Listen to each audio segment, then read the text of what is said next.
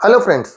आप सभी का स्वागत है मेरे इस चैनल स्टॉक मार्केट इनसाइड में। दोस्तों, चैनल पर नए हो तो चैनल को सब्सक्राइब कर लेना और साथ ही में बेल आइकन प्रेस कर देना so that you never miss any investing inside.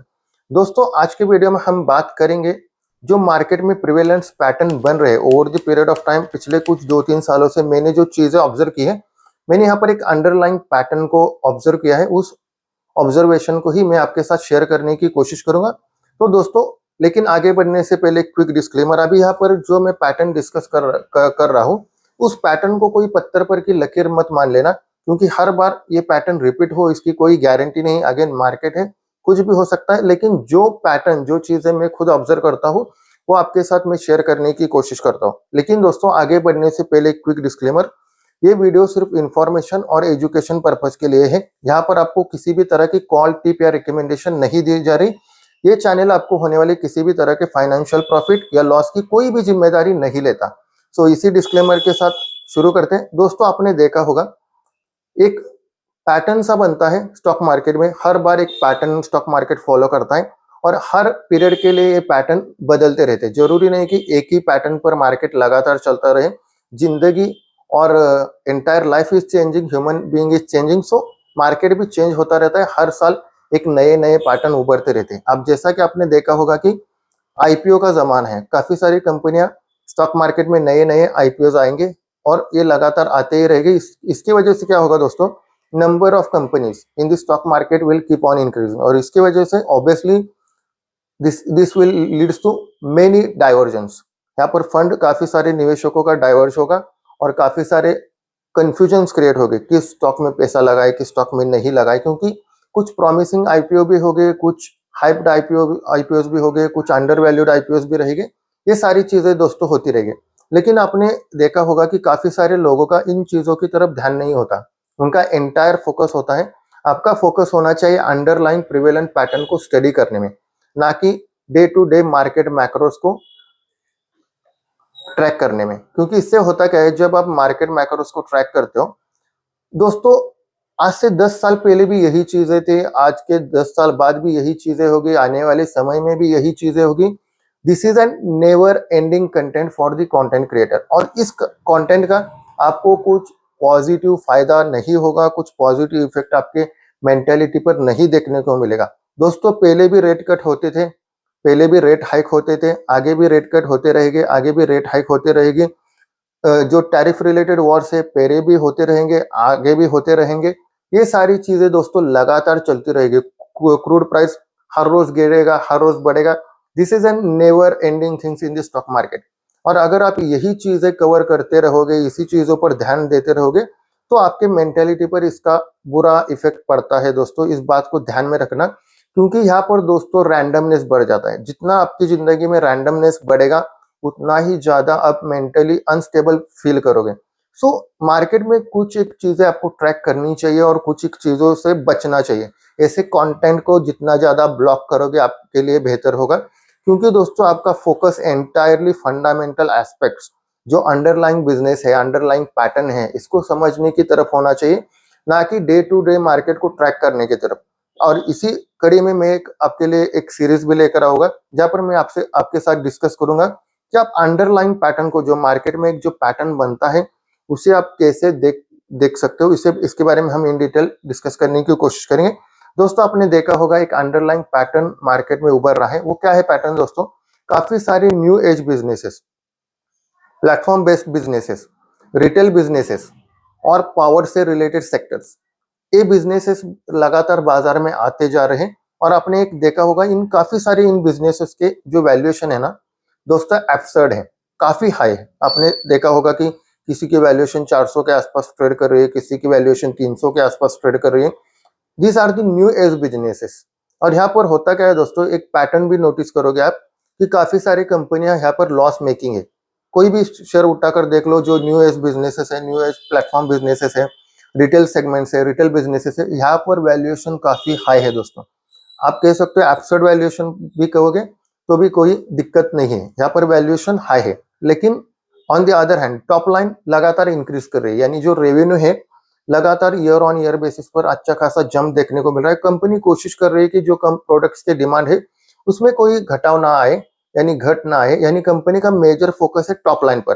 Company फिलहाल बॉटम लाइन पर, काफी सारी कंपनियां बॉटम लाइन पर फोकस करते हुए नजर नहीं आ रही। इसी वजह से आप अगर देखोगे तो इनके ऑपरेटिंग प्रॉफिट मार्जिन भी कम होते हैं, और नीचे जो बॉटम लाइन है यानी प्रॉफिट की जो बॉटम लाइन है, प्रॉफिट आफ्टर टैक्स, तो कंपनी लॉस करते हुए लगातार नजर आ रही। काफी सारे एग्जाम्पल्स हैं, प्लेटफॉर्म बेस्ड बिजनेसेस है, लेकिन over the period of time क्या हो रहा है, ये जो कंपनियां लॉस मेकिंग है ना, वो प्रॉफिट में आ रही है। और जैसे ही कंपनी प्रॉफिट में आती है तो शेयर प्राइस में एक अच्छा खासा उछाल देखने को मिलता है। और लेकिन जब शेयर प्राइस में उछाल देखने को मिलता है और कंपनी लगातार अपने अर्निंग्स को इंप्रूव करती है, तो ऑब्वियसली जो प्राइस टू अर्निंग रेशियो है, पीई मल्टीपल, कंफर्टेबल होता है। लेकिन जब पीई कंफर्टेबल होता है ना दोस्तों, तब यहाँ का खेल खत्म हो चुका होता है। यहाँ पर हाई वैल्यूएशन कंपनियां बढ़िया परफॉर्म कर रही है compare to the low valuation companies. जैसे मिसाल के तौर पर, कोई एग्जांपल नहीं है, कोई सिर्फ एग्जांपल है, कोई क्वालिटी या रिकमेंडेशन नहीं। आप टाटा का ट्रेंड उठाकर देख लेना। ट्रेंड एक लॉस मेकिंग बिजनेस था एक वक्त, लेकिन उस वक्त तो उसकी पीई को उठाकर देख लेना, पीई मल्टीपल काफी ज्यादा हाई थी, और रेवेन्यू पैटर्न को भी चेकआउट कर लेना, तो यहाँ पर आपको लगेगा कि पीई काफी ज्यादा एब्सर्ड है। तो काफी सारे लोगों ने ट्रेंड को बाय करने से हिचके हो गए और उन्होंने ट्रेंड को बाय नहीं किया होगा जस्ट बिकॉज ऑफ वैल्यूएशन। लेकिन दोस्तों over the period of time company का प्रॉफिट बढ़ता गया और कंपनी प्रॉफिट में आई, और जैसे ही कंपनी प्रॉफिट में आई और प्रॉफिट पिक आउट हो गया, तो आपने देखा होगा कि वैल्यूएशन में कंफर्ट देखने को मिला। यानी जो वैल्यूएशन 300 250, एग्जैक्ट फिगर तो मुझे याद नहीं, उसके आसपास जो ट्रेड कर रही है, तो वैल्यूएशन घटकर 100 150 के आसपास रह गई। लेकिन जैसे ही वैल्यूएशन 100 और 150 के आसपास है, काफी सारे लोगों को लगा अब सस्ता हो गया है stock, let me buy this stock. और जैसे स्टॉक बाय किया ऑल टाइम हाई के आसपास, तो शेयर प्राइस में एक बड़ी गिरावट देखने को मिली, और यहाँ पर शेयर प्राइस फिलहाल कंसोलिडेशन फेज में चल रहा है। दोस्तों इसका मतलब क्या, हर हाई पी स्टॉक गलत नहीं होता, यानी खराब नहीं होता, और हर लो पी स्टॉक सही नहीं होता। आपको valuation is a subjective matrix. आप वैल्यूएशन को किस तरह से बिजनेस को वैल्यू कर सकते हो, ये डिफर करता है इंडिविजुअल टू इंडिविजुअल। मैं दोस्तों ये नहीं कह रहा कि आप सारे जो न्यू एज बिजनेसेस है जिसकी वैल्यूएशन हाई है उसे जाकर खरीदी कर लो, नहीं दोस्तों। यहाँ पर बात हो रही है टर्न अराउंड पोटेंशियल के बारे में। काफी सारे स्टॉक्स ऐसे हैं जो टर्न अराउंड स्टोरी है और जिनकी वैल्यूएशन काफी ज्यादा हाई है। अभी रिसेंटली आपने पेटीएम को भी देखा होगा, वो लॉस मेकिंग कंपनी थी, अभी फिलहाल प्रॉफिट में आ रही है। अभी काफी सारे ऐसे स्टॉक्स है जो कि लॉस मेकिंग, काफी सारी ऐसी कंपनियां हैं जो कि लॉस मेकिंग। अब काफी सारे इन्वेस्टर करते क्या है, just because they are loss making और वैल्यूएशन एब्सर्ड है, तो कोशिश करते हैं कि अवॉइड किया जाए। और बाय कब करेंगे, जब प्रॉफिट ऑल टाइम हाई के आसपास हो, मुनाफा, अब कंपनी लॉस से प्रॉफिट में आ गई। अब काफी सारी ऐसी कंपनियां हैं दोस्तों जो स्विंग करती रहती है प्रॉफिट और लॉस के बीच में। कभी कभी किसी क्वार्टर में प्रॉफिट दिखा दिया, कभी किसी क्वार्टर में लॉस दिखा दिया। तो ऐसे कंपनियों में क्या करना होता है यूजुअली, हर बार ये ट्रेंड सही नहीं है, फॉलो करना कोई पत्थर की लकीर नहीं है। जब कंपनियां लॉस मेकिंग हो तब बाय किया जाए, और जब जैसे ही कंपनी प्रॉफिट में आई वैसे ही सेल करना एक अच्छी स्ट्रैटेजी हो सकती है। जैसे मिसाल के तौर पर आपने एक देखा होगा एस इन्वेस्टर विजय केडिया जी को, उन्होंने टाटा की एक कंपनी है उसको बाय किया था, तेजस नेटवर्क को। और जब तेजस नेटवर्क कब बाय किया था, जब कंपनी लॉस मेकिंग थी। लेकिन जैसे ही प्रॉफिट में अच्छा खासा फायदा देखने को मिला, अगेन कंपनी लॉस में चली गई, तो यहाँ पर उन्होंने अपने स्टेक को रिड्यूस किया या बेच दिया है।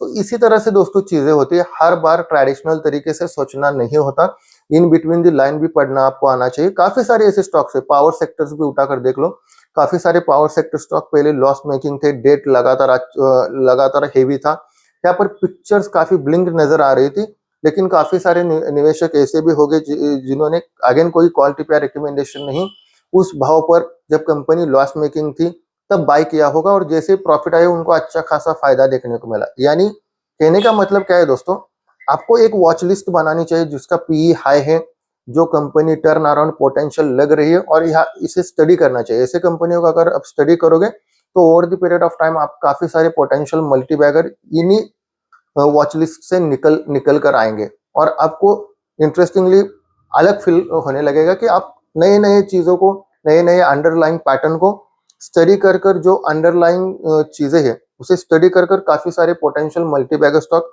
आप खुद से फाइंड आउट कर सकते हो। This is a framework based video. यहाँ पर मैंने आपके साथ एक फ्रेमवर्क शेयर किया है, और इस फ्रेमवर्क को आप स्टडी करो, अपनी निवेश की जर्नी में इंप्लीमेंट करो, चाहे तो आप इन स्टॉक्स की वॉच लिस्ट भी बना सकते हो, और let's see how things unfold. That's it for today. Thank you all for watching. I will see you soon, hopefully in the next video.